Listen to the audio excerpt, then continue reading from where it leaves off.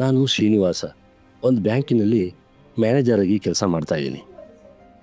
ನನಗೆ ನನ್ನ ಗ್ರಾಹಕರ ಬಗ್ಗೆ ತಿಳಿದುಕೊಳ್ಳುವ ಒಂದು ಧನಾತ್ಮಕ ಕುತೂಹಲ ಇದೆ. ಹಾಗೆ ತಿಳಿದುಕೊಂಡವರಲ್ಲಿ ಈ ರಂಗನಾಥರು ಒಬ್ಬರು.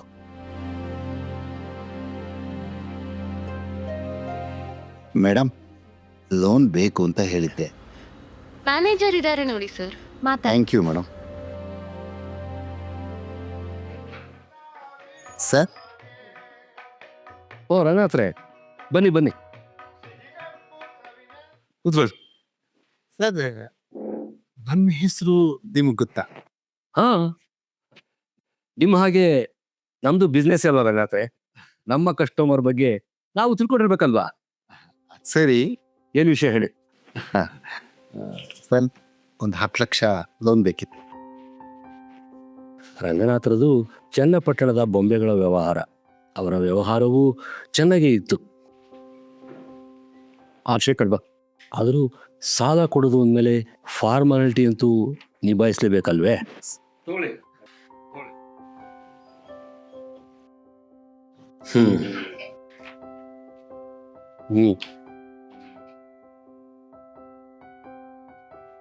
ಖಂಡಿತ ಕೊಡೋಣ.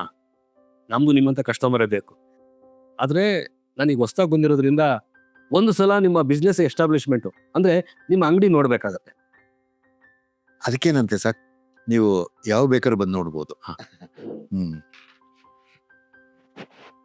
ತಗೊಳ್ಳಿ ಸರ್, ಅಂಗಡಿ ವಿಳಾಸ. ಯಾವ ಬೇಕಾದ್ರೂ ಬನ್ನಿ ಸರ್. ಸರಿ, ಒಂದ್ಸಲ ಫ್ರೀ ಮಾಡ್ಕೊಂಡು ಬರ್ತೀನಿ. ಸರಿ ಸರ್, ಯಾವ ಹೇಳ್ತೀನಿ ರಂಗನಾಥ್. ಇನ್ಸ್ಪೆಕ್ಷನ್ಗೆ ಅಂತ ಬಂದಾಗ ನಾವು ಹೇಳಿ ಕೇಳಿ ಹೋಗೋ ಆಗಿಲ್ಲ. ಅದು ಒಂದು ಸರ್ಪ್ರೈಸ್ ವಿಸಿಟ್ ಆಗಿರಬೇಕು. ಅದರಿಂದಲೇ ನಾನು ಅವತ್ತೊಂದು ದಿನ ಅವ್ರಿಗೆ ಹೇಳಿದೆ, ಫೋನು ಮಾಡಿದೆ, ಅವ್ರ ಅಂಗಡಿ ಕಡೆ ಹೊರಟೆ. ಚನ್ನಪಟ್ಟಣದಲ್ಲಿ ಎಲ್ಲೂ ನೋಡಿದ್ರು ಬೊಂಬೆಗಳ ಅಂಗಡಿಗಳೇ. ಆದರೂ ಅವ್ರ ಅಂಗಡಿ ಹುಡುಕೋದು ನನಗೆ ಅಷ್ಟು ಕಷ್ಟ ಏನೂ ಆಗಲಿಲ್ಲ.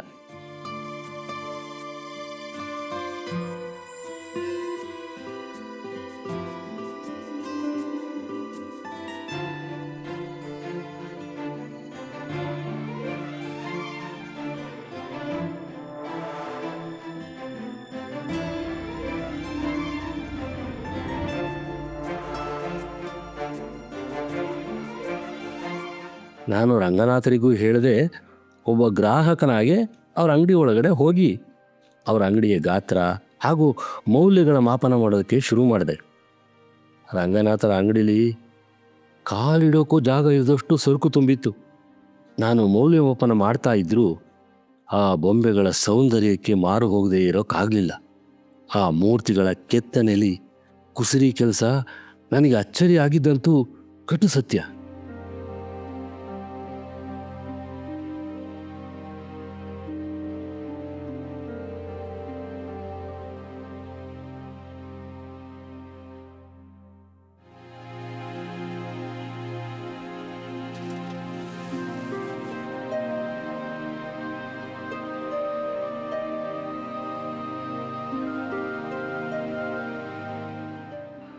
ನಿಮ್ಗೆ ಆಮೇಲೆ ಕಾಲ್ ಮಾಡ್ತೀನಿ.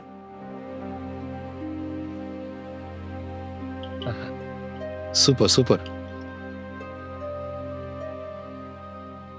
ವಾ, ರಾಧಾಕೃಷ್ಣರ ಬೊಂಬೆಗಳು. ನಾನೊಬ್ಬ ಕೃಷ್ಣ ಭಕ್ತ. ಕೃಷ್ಣ ರಾಧೆಯರ ಬೊಂಬೆಗಳನ್ನು ನೋಡಿದಾಗ ಈ ಬೊಂಬೆಗಳಿಗೆ ಜೀವ ಬಂದರೆ ಎಷ್ಟು ಚೆನ್ನಾಗಿರೋದು ಅಂದ್ಕೊಂಡಾಗ ನನ್ನ ಕಣ್ಣು ಮುಂದೆ ರಾಧಾಕೃಷ್ಣರೇ ಬಂದ ಹಾಗಾಯಿತು.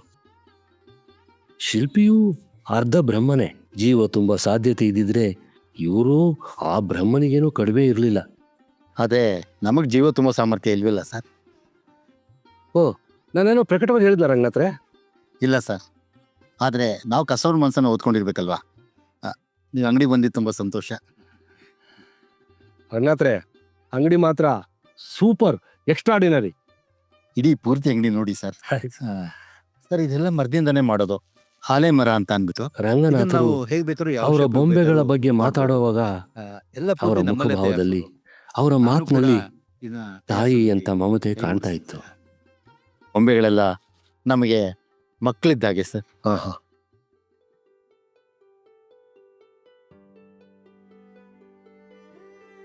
ಇವ್ರನ್ನ ನಾನೇ ಮಾಡಿದ್ದು ಸರ್. ಓ ಹೌದಾ? ಇವರು ನನ್ನ ಮಕ್ಕಳಿದ್ದ ಹಾಗೆ ಸರ್. ನಿಮ್ಮ ಮಕ್ಕಳು ತುಂಬ ಚೆನ್ನಾಗಿರೋ ರಂಗನಾಥ್ರೆ. ಇದೆಲ್ಲ ನನ್ನ ಜೀವ ಸರ್. ಸರ್ ಮುಂದೆ ಇನ್ನೂ ಇದೆ, ಹಾಂ ಅದನ್ನೆಲ್ಲ ನೋಡಿರುತ್ತೆ. ಆಲೆ ಮರ ಅಂತ ಸಿಗುತ್ತೆ, ಅದನ್ನ ನಾವು ಹೇಗೆ ಬೇಕಾದ್ರೂ ಶೇಪ್ ಕೊಡ್ಬೋದು ಅದಕ್ಕೆ. ರಂಗನಾಥರು ಹೇಳ್ತಾ ಹೋದ್ರು, ಕೆಮಿಕಲ್ಸ್ ಇಲ್ಲ ಸರ್. ನಾನು ಕೇಳ್ತಾ ಹೋದೆ. ಅರಗಿಂದ ಕೊಟ್ಟಿರೋ ಬಣ್ಣಗಳು. ಯಾಕೆಂದ್ರೆ ಮಕ್ಕಳು ಈ ಟಾಯ್ಸ್ ಉಪಯೋಗಿಸ್ತಾರಲ್ಲ, ಅವರು ಇದನ್ನ ಬಾಯಿಗೆ ಇಟ್ಕೊಂಡ್ರು ಕೂಡ ಏನೂ ಆಗಬಾರ್ದು ಅಂತ. ನಮ್ದು ಇಡೀ ಭಾರತಕ್ಕೆ ಹೋಗುತ್ತೆ, ಬೇರೆ ಹೊರದೇಶಗಳಿಗೂ ಕೂಡ ಹೋಗುತ್ತೆ ಸರ್. ಬಹಳಷ್ಟು ರಫ್ತಾಗುತ್ತೆ. ತುಂಬ ಚೆನ್ನಾಗಿದ್ದಾರೆ. ನೋಡಿ, ಇದು ನೋಡಿದ್ರೆ ಒಳ್ಳೆ ಬಣ್ಣದಿಂದಾನೇ ನಮ್ಮ ಕಣ್ಣೆಲ್ಲ ತುಂಬ ಹೋಗುತ್ತೆ. ಹೌದು ಸರ್, ತುಂಬ ಖುಷಿ ಆಯ್ತು ಇದೆಲ್ಲ ನೋಡಿ. ಸರ್ ಆ ಕಡೆ ನೋಡಿದ್ರಂತೆ, ಬನ್ನಿ, ಅಲ್ಲಿ ಇನ್ನೊಂದು ರೂಮ್ ಅಂತ. ಹಾಂ ಸರಿ ಸರ್. ಇದು ನೋಡಿ ಸರ್, ಇದ್ರ ಬಗ್ಗೆ ನಾನೇ ನಿಮ್ಗೆ ಹೆಚ್ಚು ಹೇಳಬೇಕಾಗಿಲ್ಲ. ಇಡೀ ಕನ್ನಡಿಗರಿಗೆಲ್ಲ ಗೊತ್ತು. ಆಡು ತಿನ್ನೋದು, ಬಿಳಿಸೋಡು ಬೊಂಬೆ. ಅಣ್ಣವ್ರು ಯಾವಾಗಲೂ ತಿಳಿಸ್ಬಿಟ್ಟೆ ರೆಡ್ಡಿ ಸರ್. ಸರ್ ಬನ್ನಿ, ಹೇಗೆ ಬನ್ನಿ ಸರ್, ತುಂಬ ಇಕ್ಕಟ್ಟಾಗಿದೆ. ಪರವಾಗಿಲ್ಲ. ರಂಗನಾಥ್ರೆ, ಈ ಆನೆಗಳನ್ನೆಲ್ಲ ಯಾವ ಮರದಿಂದ ಮಾಡ್ತೀರಾ? ಇದೆಲ್ಲ ರೋಸ್ ವುಡ್ಡು ಸರ್. ಹ್ಮ್.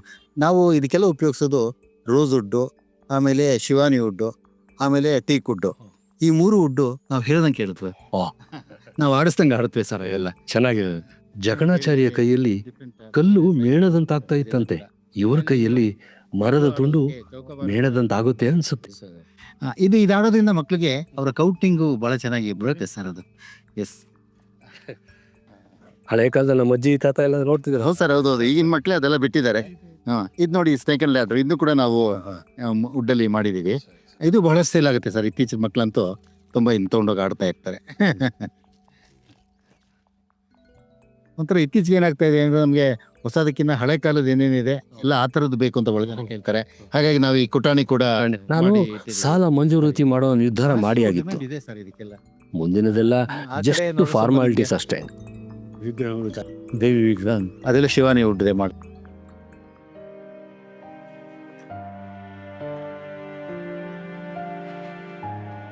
ಬೊಂಬೆಗಳ ಪ್ರಪಂಚದಲ್ಲಿ ಸಂತೋಷದೊಂದಿಗೆ ದುಃಖವನ್ನು ನೋಡುವ ಅವಕಾಶ ನನಗೆ ಒದಗಿ ಬಂದಿತ್ತು. ಅದು ಅಂಗವಿಕಲ ಬೊಂಬೆಗಳ ಮುಖಾಮುಖಿಯ ಮೂಲಕ. ಆ ಬ್ರಹ್ಮನ ಸೃಷ್ಟಿಯಲ್ಲಿ ಅಂಗವಿಕಲರು, ಬುದ್ಧಿವಿಕಲರು ಹುಟ್ಟುವಾಗ ಮನುಷ್ಯನ ಸೃಷ್ಟಿಯಲ್ಲಿ ತಪ್ಪಾಗದೇ ಇರೋಕ್ಕೆ ಸಾಧ್ಯವೇ? ಏನು ಮಾಡೋಕ್ಕಾಗೋದಿಲ್ಲ. ಹೀಗೆ ಬನ್ನಿ ಸರ್.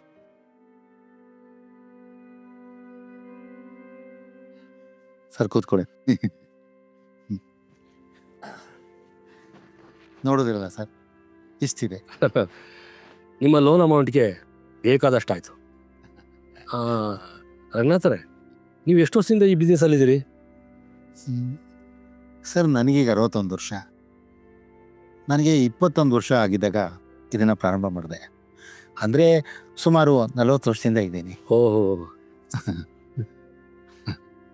Thank you sir. ನೋಡಿ, ಥ್ಯಾಂಕ್ ಯು.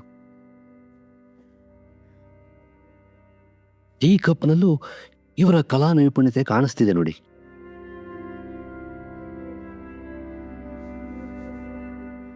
ಸರ್, ನಿಮ್ಮ ಕುಟುಂಬ? ಹೆಂಡತಿ ತೀರ್ಕೊಂಡು 3 ವರ್ಷ ಆಯಿತು ಸರ್. ಮನೇಲಿ ಮಗ, ಸೊಸೆ, ಮೊಮ್ಮಗ ಇದ್ದಾರೆ. ಸದ್ಯಕ್ಕೆ ಮಗ ಜೊತೆಲಿದ್ದಾನೆ ಸರ್.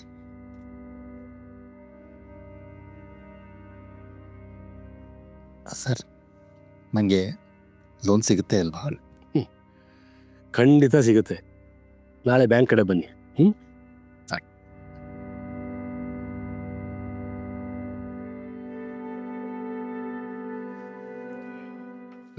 ನಾನು ಬರ್ತೀನಿ. ಸರಿ sir. Thanks sir. Thank you sir. ಒಂದು ನಿಮಿಷ.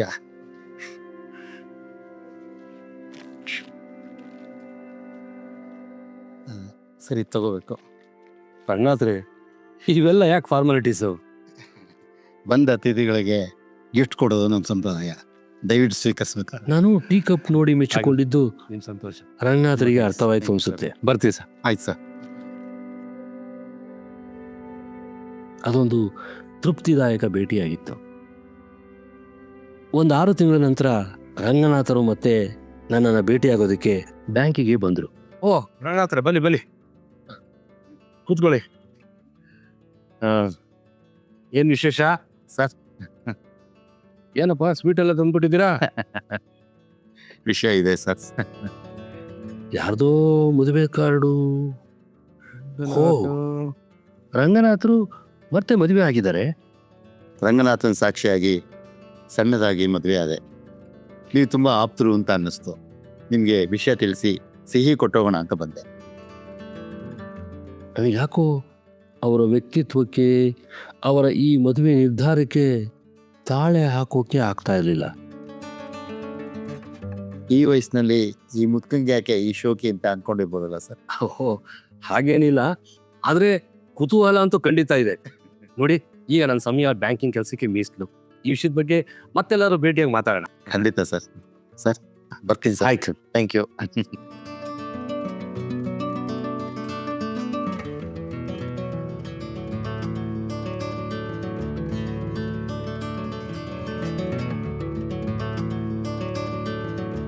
ನನಗೆ ಅವ್ರ ಕತೆ ಕೇಳೋ ಕುತೂಹಲ ಇದ್ದಿದ್ದಂತೂ ನಿಜ. ಅದರಿಂದಲೇ ಒಂದು ದಿನ ಅವ್ರ ಕತೆ ಕೇಳೋಕ್ಕೆ ಅಂತಾನೆ ಅವ್ರ ಮನೆಗೆ ಹೋದೆ. ನಾನು ನಿಮ್ಗೆ ಅವತ್ತೇ ಹೇಳಿದ್ನಲ್ಲ ಸರ್, ನನ್ನ ಹೆಂಡತಿನ ಕಳ್ಕೊಂಡಾಗ ನನಗೆ 58 ವರ್ಷ. ಅವಳಿಲ್ಲದೆ ಹೇಗಪ್ಪ ಮುಂದಿನ ಜೀವನ ಅಂತ ಅನಿಸಿತ್ತು. ಆದರೆ ಈ ರೀತಿ ಅದೇ ಆಗಿದ್ರೆ ನಾವೇನು ಮಾಡೋದಕ್ಕೆ ಸಾಧ್ಯ? ಆಗ ನಂಗೆ ಅನಿಸಿದ್ದು, ನನ್ನ ವ್ಯವಹಾರನೆಲ್ಲ ನಾನು ಮಗನಿಗೆ ಕೊಟ್ಕೊಳ್ಳೋಣ, ಅವನ್ನ ಎಡ್ಸ್ಕೊಂಡು ಹೋಗ್ಲಿ. ನಾನು ಹಾಯಾಗಿ ರಾಮಕೃಷ್ಣ ಅಂದ್ಕೊಂಡು ಮೊಮ್ಮಕ್ಕಳ ಜೊತೆ ಮನೇಲಿ ಆಟ ಆಡ್ಕೊಂಡು ಇದ್ಬೇಡ ಅಂತ. ಹೇಗಿದ್ರು ಮನೇಲಿ ಸೊಸೆ 2 ಹೊತ್ತಿನ ಊಟ ಹಾಕ್ತಾಳೆ ಅಂತ ಅನ್ಕೊಂಡಿದ್ದೆ. ಆದರೆ ಬರ್ತಾ ಬರ್ತಾ ಮಗ ಮತ್ತು ಸೊಸೆ ವರ್ತನೆಯಲ್ಲಿ ಬದಲಾವಣೆ ಶುರುವಾಯಿತು. ಮೊದಲು ಎಲ್ಲರೂ ಮನೇಲಿ ಒಟ್ಟಿಗೆ ಕೂತ್ಕೊಂಡು ಸಂತೋಷದಿಂದ ಊಟ ಮಾಡ್ತಾ ಇದ್ವಿ. ನಂತರ ಊಟ ನಾನಿದ್ದಲ್ಲಿಗೆ ಬರೋಕ್ಕೆ ಶುರುವಾಯಿತು. ಬರ್ತಾ ಬರ್ತಾ ತಟ್ಟೆ ಸ್ವರೂಪನೂ ಬದಲಾಗೋದಕ್ಕೆ ಶುರುವಾಯಿತು. 2 ಹೊತ್ತಿನ ಊಟ ಸರಿಯಾಗಿ ಸಿಗದೆ ಹೋದರೆ ಜೀವನದಲ್ಲಿ ನೆಮ್ಮದಿನೇ ಹಾಳಾಗುತ್ತೆ ಸರ್. ನನಗೂ ಹಾಗೆ ಆಗೋದಕ್ಕೆ ಶುರುವಾಯಿತು. ಇಂತಹದ್ರಲ್ಲಿ ಒಂದು ದಿವಸ ನನ್ನ ಮಗ ಬಂದು,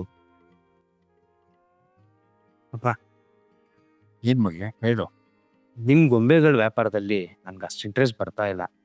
ಈಗಿನ ಜನ ಟೆಡಿಬೇರ್ ಕೇಳ್ತಾರೆ, ಬಾರ್ಬಿ ಡಾಲ್ ಕೇಳ್ತಾರೆ. ನನಗೆ ಹೊಸ ಅಂಗಡಿ ಮಾಡಬೇಕು ಅಂತ ಆಸೆ. ಸಂಬಂಧಗಳಲ್ಲಿ ಅಪಸ್ವರ ಶುರುವಾಗೋದು ಹೀಗೇನೆ. ನಿನಗೇನು ಇಷ್ಟ ಇದೆಯೋ ಅದು ನೀನು ಮಾಡ್ಕೊ. ಆದರೆ ಸ್ವಲ್ಪ ಇನ್ವೆಸ್ಟ್ಮೆಂಟ್ ಬೇಕಾಗುತ್ತೆ. ಎಷ್ಟು ಬೇಕಾಗುತ್ತೆ? ಒಂದು 10 ಲಕ್ಷ. 10 ಲಕ್ಷನ? ಆಯ್ತು ಬಿಡು, ನಾನು ಹೊಂದಿಸ್ಕೊತೀನಿ. ಅದಕ್ಕೋಸ್ಕರನೇ ನಾನು ನಿಮ್ಮ ಹತ್ರ ಬಂದು 10 ಲಕ್ಷ ಲೋನ್ ಕೇಳಿದೆ ಸರ್. ನಿಮ್ಮ ಮಗ ಟೆಡಿ ಬೇರ್ ಅಂಗಡಿ ಶುರು ಮಾಡಿದ್ನ?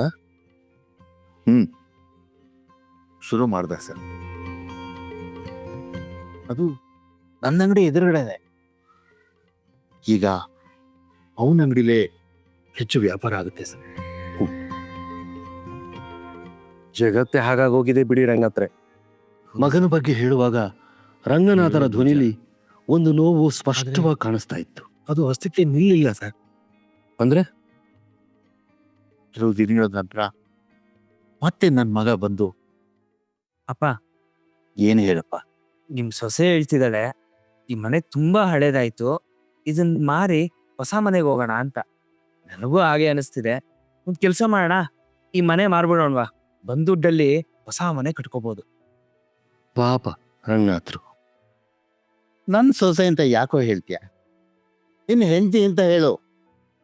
ನೋಡಿ, ನಿಮಗೆ ನನ್ನ ಮನೆ ಇಷ್ಟ ಇಲ್ಲ, ನನ್ನ ಅಂಗಡಿ ಇಷ್ಟ ಇಲ್ಲ, ನನ್ನ ಗೊಂಬೆಗಳು ಇಷ್ಟ ಇಲ್ಲ. ನಾನು ಇಲ್ಲಿದ್ದರೆ ನಿಮಗೆ ತೊಂದರೆ. ನೋಡ, ಇಷ್ಟು ಹೇಳ್ತೀನಿ ತಿಳ್ಕೊ. ನಾನು ಈ ಮನೆನ ಮಾರೋದಕ್ಕೆ ತಯಾರಿಲ್ಲ. ಅಪ್ಪ, ನಮ್ಗಿಲ್ಲಿರೋದು ಕಷ್ಟ ಆಗ್ತಿದೆ. ಒಂದು ಕೆಲಸ ಮಾಡೋಣ, ನಮಗೆ ನಮ್ಮ ಪಾಲು ಕೊಟ್ಬಿಡಿ, ನಾವು ಹೊರಟ್ಬಿಡ್ತೀವಿ. ಏನು ಹೇಳ್ಬಿಟ್ಟಿಯೋ ಮಗನೇ, ನಿಮ್ಮಮ್ಮ ಬಹಳ ಪುಣ್ಯವಂತೆ ಕಣೋ. ಯಾಕೆ ಅಂದ್ರೆ ಈ ಮಾತುಗಳನ್ನ ಕೇಳೋದಕ್ಕೆ ಅವಳು ಇವತ್ತು ನಮ್ಮ ಜೊತೆ ಇಲ್ಲ. ನೋಡೋ, ಈ ಅಂಗಡಿ ನಾನು ಸ್ವಂತ ಪರಿಶ್ರಮದಿಂದ ಕಟ್ಟಿದ್ದು. ಈ ಮನೆನ ನಾನು ನನ್ನ ಹಣದಿಂದ ಕಟ್ಟಿರೋದು. ನಾನು ಇದನ್ನು ಮಾರೋದಕ್ಕೆ ಯಾವತ್ತೂ ತಯಾರಿಲ್ಲ. ನನ್ನ ಆಸ್ತಿಲಿ ಹಾಲು ಕೇಳೋ ನೀವು ನನ್ನ ಜೊತೆ ಇದ್ಬಾರ್ದು ಕಣೋ. ನನಗದು ಇಷ್ಟ ಇಲ್ಲ. ನೋಡಿ, ನೀವಿಬ್ರು ನಾಳೆ ಈ ಮನೆ ಖಾಲಿ ಮಾಡಿ ಹೊರಟೋಗಿ. ಅಪ್ಪ, ಹೌದು, ನಾನ್ ನಾಳೆ ಬೆಳಿಗ್ಗೆ ನನ್ನ ಸ್ವಾಮಿ ಸನ್ನಿಧಿಗೆ ಹೋಗ್ಬರ್ತೀನಿ. ನಾನು ಬರೋಸಲ್ಲಿ ನೀವಿಬ್ರು ಇಲ್ಲಿ ಇರ್ಬೇಡಿ ಕಣ.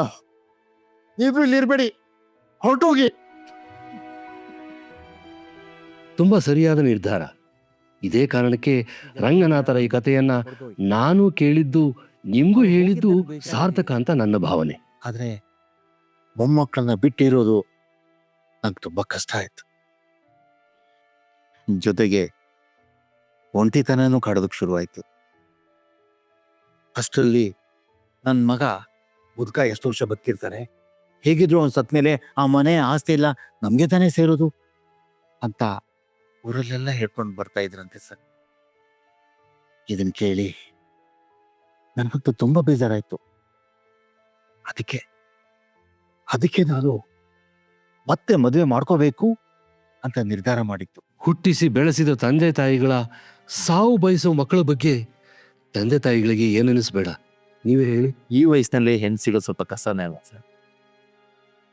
ಅದಕ್ಕೆ ನಾನು ದಿವಸ ಪೇಪರ್ಲಿ ಮ್ಯಾಟ್ರಿಮನಿ ಕಾಲಮಲ್ಲಿ ನೋಡ್ತಾ ಇದ್ದೆ, ಯಾರಾದ್ರು ವಿಧಿಯವರು ಬಡ ಹೆಣ್ಮಕ್ಳು ಅಥವಾ ಮರು ಮದುವೆ ಆಗೋದಕ್ಕೆ ಬಯಸೋರು ಏನಾದ್ರು ಅಡ್ವರ್ಟೈಸ್ಮೆಂಟ್ ಕೊಡ್ತಾರ ಅಂತ. ಆದ್ರೆ ಯಾರೂ ಸಿಗ್ಲಿಲ್ಲ ಸರ್. ಅದಕ್ಕೆ ನಾನು ಯೋಚನೆ ಮಾಡಿ ನಾನೇ ಒಂದು ಜಾಹೀರಾತು ಕೊಡೋದು ಅಂತ ನಿರ್ಧಾರ ಮಾಡಿದೆ ಸರ್.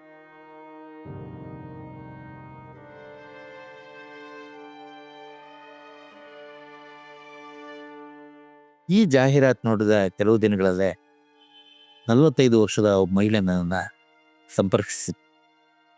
ಅವಳ ಹೆಸರು ಲಕ್ಷ್ಮಿ. ರಂಗನಾಥನ ಸನ್ನಿಧಿಲಿ ಸಣ್ಣದಾಗಿ ಅವಳ ಜೊತೆ ಮದುವೆ ಮಾಡಿಕೊಂಡೆ. ಆ ವಿಷಯ ನಿಮಗೆ ತಿಳಿಸಿ ನಾನು ನಿಮ್ಗೆ ಅವತ್ತು ಸಿಹಿ ಕೊಡೋದಕ್ಕೆ ಬಂದಿರಿ. ಓಹ್, ನೀವು ತುಂಬಾ ಧೈರ್ಯವಂತರು ರಂಗನಾಥರೇ. ಆದ್ರೆ ಕತೆ ಇನ್ನೂ ಹೀಗೆ ಮುಗ್ದಿಲ್ಲ ಸರ್. ಇನ್ನೂ ಇದೆ, ಹೇಳ್ತೀನಿ ಕೇಳಿ. ಮದುವೆ ವಿಷಯ ಕೇಳಿದ ಮಗ ಸೊಸೆ ಊರು ತುಂಬಾ ಅವ್ರಿಗೆ 45 ವರ್ಷ, ಇವನಿಗೆ 61 ವರ್ಷ. ಇವರಿಬ್ಬರಿಗೂ ಮಕ್ಕಳಾಗತ್ಯಾ? ಖಂಡಿತ ಆಗೋದಿಲ್ಲ. ಎಲ್ಲ ಆಸ್ತಿ ನಮ್ಗೆ ಸೇರುತ್ತೆ ಅಂತ ಊರು ತುಂಬಾ ಹೇಳ್ಕೊಂಬರಕ್ ಶುರು ಮಾಡಿದ್ರು. ಲಕ್ಷ್ಮಿ ಬಾಯಿಲಿ. ನಾನೇನು ಹೇಳ್ತಾ ಇದ್ನಲ್ಲ, ನಮ್ಮ ಬ್ಯಾಂಕ್ ಮ್ಯಾನೇಜರ್ ಅಂತ, ಇವರೇ ಸರ್. ಇವಳೇ ನಾನು ಭಾಳ ಸಂಗಾತ. ಲಕ್ಷ್ಮಿ, ನಮಸ್ಕಾರ ಸರ್. ಈ ಮಗು ನಮ್ಮ ಇಬ್ಬರಿಗೂ ಅಲ್ಲ. ಸರ್ಕಾರಿ ಆಸ್ಪತ್ರೆಯಲ್ಲಿ ಒಂದು ಅನಾಥ ಹೆಣ್ಮಗು ಸಿಕ್ತು. ಅದನ್ನೇ ಕರ್ಕೊಂಡ್ಬಂದು ಸಾಕೋ ನಿರ್ಧಾರ ಮಾಡಿದ್ದೀವಿ ಸರ್. ನಿಮ್ದು ತುಂಬಾ ದೊಡ್ಡ ಮನಸ್ಸು ತಾಯಿ. ನಿಮ್ ಬಗ್ಗೆ ನನಗೆ ಇನ್ನೂ ಗೌರವ ಹೆಚ್ಚಾಗ್ತು. ದೇವ್ರು ಒಳ್ಳೇದು ಮಾಡಲಿ. ಸರ್, ಇಷ್ಟಕ್ಕೆ ಮುಗಿಲಿಲ್ಲ. ತಮಾಷೆ ಅಂದ್ರೆ ನಾವು ಈ ಮಗುನ ಕರ್ಕೊಂಡು ಬಂದ್ಮೇಲೆ ನನ್ನ ಮಗ ಮತ್ತೆ ಸೊಸೆ ಮನೆಗೆ ಬಂದಿದ್ರು. ನಮಗ್ ನಾವು ಮಾಡಿದ ತಪ್ಪು ಅಂತ ಗೊತ್ತಾಗಿದೆ, ದಯವಿಟ್ಟು ಕ್ಷಮಿಸ್ಬಿಡಪ್ಪ. ತೊಂದರೆ ಏನಿಲ್ಲಪ್ಪ. ಯಾವಾಗ ಏನೇನು ನಡಿಬೇಕು ಅಂತಿರುತ್ತೋ ಆ ರೀತಿ ಅದು ನಿರ್ಣಯ ನಡೆಯುತ್ತೆ. ಒಟ್ಟಿನಲ್ಲಿ ಎಲ್ಲ ಮತ್ತು ಸುಖವಾಗಿದ್ಬಿಡಿ. ಇಲ್ಲಪ್ಪ, ನಾವು ಇಲ್ಲೇ ಇರ್ತೀವಿ. ನಾನು ನನ್ನ ಹೊಸ ಅಂಗಡಿ ಜೊತೆಗೆ ನಮ್ಮ ಹಳೆ ಅಂಗಡಿ ಕೂಡ ನೋಡ್ಕೋತೀನಿ. ಎಲ್ರೂ ಒಟ್ಟಿಗೆ ಇರೋಣ. ನಾವು ನಿಮ್ನ ಚೆನ್ನಾಗಿ ನೋಡ್ಕೋತೀವಿ. ಹೌದು ಮಾವ, ನಾವು ನಿಮ್ಮನ್ನ ತುಂಬಾ ಚೆನ್ನಾಗಿ ನೋಡ್ಕೋತೀವಿ. ಖಂಡಿತ. ನಾನೀಗಾಗಲೇ ನಡೆದಿದ್ದನ್ನೆಲ್ಲ ಮತ್ತೆ ಬಿಟ್ಟಿದ್ದೀನಿ. ನಿಮ್ಗೇನು ತೊಂದರೆ ಇಲ್ಲ ಅಂದ್ರೆ ನೀವು ಕೂಡ ಬಂದು ನಮ್ಮ ಜೊತೆನೇ ಇರ್ಬೋದು. ನಿಮಗೆ ನಮ್ಮ ಜೊತೆ ಬಂದಿರ್ಬೇಕು ಅನ್ಸುತ್ತೆ, ಬಂದಿರ್ಬೋದು. ಆದರೆ ಒಂದು ವಿಷಯ, ನಾನೀಗಾಗಲೇ ನನ್ನ ಮನೆ, ನನ್ನ ಆಸ್ತಿ ಎಲ್ಲಾನು ಕೂಡ ನಮ್ಮ ಮಗು ಹೆಸರು ಮಾಡಿದ್ದೀನಿ. ನಿಮ್ಗಳಿಗೆ ಆಸ್ತಿ ಮೇಲೇನೋ ಆಸೆ ಇಲ್ಲ, ಸಂಬಂಧಗಳೇ ಮುಖ್ಯ ಅನ್ನೋದಾದ್ರೆ ನೀವು ಬಂದು ನಮ್ಮ ಜೊತೆ ಇರ್ಬೋದು. ಸರಿ, ನಿಮ್ಮಿಷ್ಟ. ನಾವು ಹೊರಡ್ತೀವಿ.